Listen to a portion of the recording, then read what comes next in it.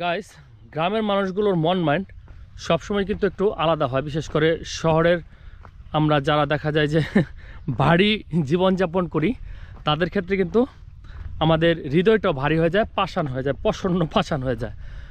আজকে একটি গ্রামে আসছিলাম, তো এখানের যে প্রকৃতির ডাক, বিশেষ করে পাখির কিচিমিচি ডাক, এবং আপনারা চারপাশে দেখতে পাচ্ছেন যে আল্লাহ তাআলার প্রদত্ত যে সমস্ত জিনিস রয়েছে, সবজি, এখানে কিন্তু এই সবজিগুলো উৎপাদন হচ্ছে। এই সবজি কিন্তু এটা কিন্তু একটা ফুলকপি, আপনারা দেখুন এখন ছোট রয়েছে। তো এই ধরনের সবজিগুলো কিন্তু একসময় আপনার আমার প্লেটে যাবে বাজারের মাধ্যমে। তো এই এলাকার মানুষের মন মাইন্ড এতই ভালো, যেটা না বলে পারলাম না। এখানে আসছিলাম, তো একজন বাসায় যাওয়ার জন্য খুবই জোরাজুরি করলো।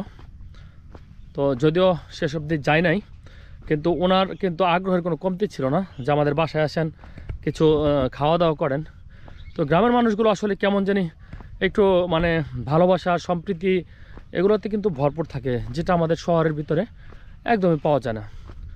তো আসল কথা কি, তারা তো ন্যাচারাল যে কি বলে যে ভেজিটেবলগুলো, সেগুলো কিন্তু তারা সবসময় খায়। আর আমরা আর্টিফিশিয়াল খাবার খাই।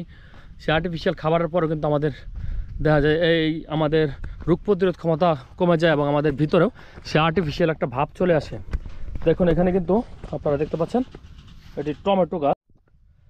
দর্শক দেখুন, এটা একটা টমেটো গাছ, মানে টমেটোর বাগান। এখানে চারপাশে যেদিকে তাকাবেন শুধু টমেটো, সবজি, বিভিন্ন প্রকারের শাকসবজি। এই ধরনের গ্রামের পরিবেশে আসলে কিন্তু আপনি এগুলো দেখতে পাবেন। তো এগুলো এখন পর্যন্ত ন্যাচারাল রয়েছে, কিন্তু পরবর্তী সময়ে পাকার সময় কিন্তু মূলত এই সবজিগুলোতে বিভিন্ন প্রকারের কেমিক্যাল মিক্সড করা হয়। তো আপনাদেরকে একটু দেখাই এখন যে আমার যে সামনে যে দৃশ্যটা, সেটা দেখলে আপনার কাছে মনে হবে যে বাইরের কোনো কান্ট্রিতে আমরা চলে আসছি। দেখুন একটু লক্ষ্য করে, এই যে দৃশ্য, এটা মূলত হচ্ছে একটা মরিচ ক্ষেত, এবং পাশাপাশি এখানে আমরা দেখতে পাচ্ছি যে কপি, এটা হচ্ছে মূলত ফুলকপি, এখন ছোট ছোট রয়েছে। তো এই ফুলকপিগুলো কিন্তু এখান থেকে পরবর্তী সময়ে বাজারে চলে যাবে। তো দর্শক, আমরা হয়তো বা দেখা যায় যে শিক্ষিত জনগোষ্ঠী আমরা নানান ধরনের প্রবাদ বাক্য বা নীতিকথা শুনিয়ে যাই, কিন্তু এই ধরনের ফসল যদি উৎপন্ন না করা হতো, বা গ্রামের যে প্রান্তিক পর্যায়ে কৃষক রয়েছে তারা যদি এভাবে মানে পরিশ্রম না করেন, তাহলে কিন্তু আমাদের যে কি বলে যে তৃপ্তির আহার, সেটা কিন্তু পরিপূর্ণ হবে না, বা আমাদের যে ভিটামিনের বা অভাব, মিনারেলের অভাব, সেটা কিন্তু পরিপূরণ করে থাকেন তাদের মাধ্যমেই। তো আপনারা একটু দেখুন এই যে দৃশ্যটা, এটা কিন্তু না দেখলে আসলে বোঝার মতো না। তো আমার কাছে চমৎকার লেগেছে এই এলাকাটা।